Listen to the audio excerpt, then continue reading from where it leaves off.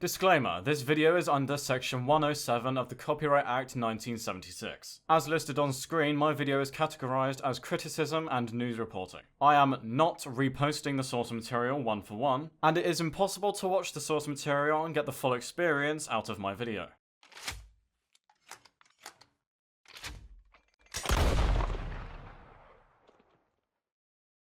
Hello everyone, welcome back to the channel. This morning, Hazbin Hotel released episodes 5 and 6 of Season 2 onto Amazon Prime Video, and there was a lot I want to talk about in terms of these two episodes. However, before we can say our praises or give any criticism, it's best to know what happened in the episodes first. So, I will briefly go over what happened in these two episodes. I will say what I liked, what I didn't like, or what could be improved on in the future. I will point out any details that I may have noticed, and finally at the end give my overall thoughts. Obviously, a major spoiler warning ahead for the show. Now, let's begin. We open episode 5 with a scene from Katie Killjoy where she is reporting that Alistair was captured by Vox. We then get our first song of the episode called Bad With Us, where we see overlords from Hell sing, and we can also see Vox sing about his plan. Afterwards, we see Charlie trying to grab the attention of Heaven, so they can tell Hell that Pentheus was redeemed and that they are not hostile. Vaggie then gets the idea to go and see Lucifer, where she convinces him to go and stop Vox. At first, Lucifer says no as he can't smite Vox, because he's a sinner and sinners are in hell to be punished. After saying that she would have gone to Alistair if he was there, Lucifer gives in and goes to help. Meanwhile, Sarah, Emily, and Pentheus and a few other angels are conflicted on what to do, but ultimately decide to go down and help Charlie. At first, Charlie doesn't register that they're there, but once she does, she convinces them to help with Vox. We cut to Vox backstage with Alistair and Valentino, where Alistair manages to somehow bait Vox into annoying Valentino, in chance of some validation. Vox then greets everyone in Pentagram City and Lucifer suddenly crashes the show. He then sings a song with Vox where Vox actually manages to gain the upper hand in the argument. This song is called Vox Populi. Without a minute after the song, the angels show up to the show along with Charlie to apologize to Hell, and how they are not a threat. However, Vox has already fired everyone up in Hell, and continues to double down, getting everyone angry at the angels, even showing pictures of the exterminations to prove his point. Charlie then finds out that Lucifer threatened Vox and Charlie is furious. We then get to see Sarah's full angel form, and another song from Vox called Vox Day. I think I'm saying that right. Where he declares war on Heaven. Within this song we get to see Vox's full demon form as well, to show how much of a threat he is to Sarah. The angels go back to Heaven as they realize that this is all useless. Meanwhile at the hotel, every guest is leaving again, and Charlie shows how angry she is at Lucifer and also Vaggie once she finds out that it was her idea. They have an argument and Charlie tells Lucifer to leave. After seeing all three characters on their own, the credits roll from there. This episode was interesting, because it felt like that there are a lot of things packed into it, but also not a lot happened either. Like, there are a lot of songs to talk about in the episode, the new demon form of Vox and how Vox's relationship is changing with the V's, but it also felt like the overall plot progression came to a snail's pace. You could say that Vox has gotten people to join his cause, but that's kind of it. The fact that the episode's outcome would have been the same if the angels didn't come down at all seems just a bit weird to me. Furthermore, I think that the fact that Lucifer can't kill sinners because hell is their punishment just seems so lazy to me. I understand that he's the strongest being in hell, and they need a way to make him not massively overpowered, but saying, oh yeah, he just can't kill them, just seems like a really half-baked reason in terms of writing. But other than that, I enjoyed the episode. I really enjoyed the Vox Populi song. The background vocals were really good, and I think it's one of the strongest songs in the season so far. I also like Vox's new outfit for this episode. As for details that I noticed, I didn't actually see many compared to other episodes. But on Lucifer's door, it does say, no Alistairs allowed. We also see a large stack of money in his room with a note on it that says, this is a bribe, come back, Mammon. It's cool to see that they put this in, as Mammon is my favorite Hell of a Boss character. I also like how these overlords are the same ones from the pilot all the way back in 2019. If you have seen any other details, then please be sure to let me know down below. Now, let's move on to episode 6. We start off episode 6 with Vox convincing Carmilla to provide him with weapons for the war against Heaven. Zestial appears from a spider web and tells Carmilla that he will not be supporting her in this mission. Meanwhile, back at the hotel, Vaggie is still helping out with the hotel. After seeing a childish argument at the bar between Charlie and Vaggie, Husk decides to leave as Alistair isn't there to force him to stay at his post anymore. After seeing Vox on TV, Charlie and Vaggie decide to go and visit Carmilla. We then cut to Husk, who has gone to the casino to gamble for a while. He then sings my new favorite song in Hazbin Hotel so far, which is Love in a Bottle. Just like Vox Populi, this song has amazing background vocals, and Keith David did an amazing job with the song. The instrumental was great, and I love the aesthetic of the casino itself. This song was just amazing. After the song, we cut to Carmilla's factory, where she is greeted by Charlie and Vaggie. They try to convince her that she is fighting on the wrong side and that she shouldn't be making weapons for Vox, but Camilla knows that her hands are tied, and Vox is looking like he's the winning side. Charlie and Vaggie leave, and we cut back to the casino where Angel Dust is dressed in drag, and sings a song called Losing Streak. I liked the sound of this song as well, however I don't think you could beat Husk's one from earlier. Meanwhile in V's tower, we see Vox tell Valentino that he needs Angel Dust for something. Alistair reveals himself, and somehow tricks Vox into making himself act off to Valentino again. Meanwhile at the hotel, Vaggie goes to see Charlie in their room. They both talk about everything that's going on and forgive each other. They then sing a duo song called Easy. This song is okay, but I just prefer the other two compared to this one, as even though Vaggie's voice actor is singing the song, it just doesn't really sound like Vaggie. But I think that's more the tone of the song and not the fault of the voice actor. Cutting to the casino, Angel and Husk are talking about how things are going before Angel has to leave for a shoot. The camera then cuts to a motel where Valentino is outside. He says that someone is waiting for Angel, and after going inside, Angel is met by Vox. Vox hits Angel Dust and forces him to remember the fact that he was a spy for him, and that's how Vox has been able to be one step ahead at all times. Vox then controls his mind again, before cutting back to the hotel where Husk enters the hotel, looking for Angel. However, no one really knows where he is. We then see Charlie call Lucifer at the very end, before finding out that it was actually Vox replicating Charlie's voice, and the credits roll from there. This episode was much better than episode 5 in my opinion. We got Love in a Bottle, which is my new favourite Hazbin song in general, and we got a plot twist that no one saw coming, which is Angel being a spy. However, I do think the pacing was a little like the previous episode. Everything just kind of felt a bit slow. However, this may be because these two episodes are setting up episodes 7 and 8, as they are the last two of the season, and will need as much time for action as possible. As for details that I noticed, I love that they got Zach Hadel to be in this episode for the rabbit character. Zach Hadel makes his own cartoons on YouTube and Newgrounds, and is the co-creator of the popular Adult Swim show Smiling Friends. He was also the Scream voice for the Screaming Rain, which I love. There was also this detail I liked where Zestial can turn into a spider, like how Alistair can turn into a shadow and Vox can turn into electricity. Overall, I really enjoyed these episodes. They were quite slower than the rest, and I do wish that they had a little bit more meat on their bones. However, there were some really good things that we got to see. Like Husk's song, we got to see Vox's full demon form, and we got to see the twist with Angel Dust as a spy. Of course, however, I'm only one person, and I would love to hear what you think in the comments. Thank you so much for 25,000 subscribers, by the way. The fact that I am a quarter of the way to 100k is insane to me. If you would like to help me on that journey, then please hit the subscribe button and like the video. It really does help me out. And you'll be able to catch next week's video where I cover the last 2 episodes of season 2. However, that's all from me. See ya.